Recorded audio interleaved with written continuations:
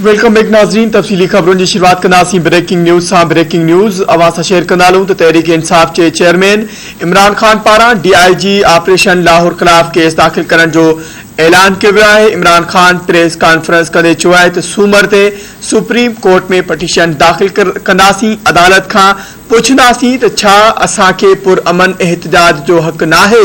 अॻूणे वज़ीर आज़म इमरान खान चयो त हू ज़िंदगी कुर्बान करण लाइ तैयार आहे, पर कंहिं बि सूरत शहबाज की हुकूमत के तस्लीम न कंदासीं। हुन जो इहो चवणु आहे। ख़बर के हवाले से नाज़रीन अवां खे हिकु भेरो ॿीहर आगाह कंदालूं त तहरीक इंसाफ के चेयरमैन इमरान खान पारां DIG ऑपरेशन लाहौर खिलाफ केस दाखिल करण जो ऐलान किया वियो आहे। इमरान खान प्रेस कॉन्फ्रेंस कंदे चयो आहे त सूमर ते सुप्रीम कोर्ट में पटिशन दाखिल कंदासीं, अदालत खां पुछंदासीं त छा असांखे पुरअमन एहतजाज जो हक़ नाहे।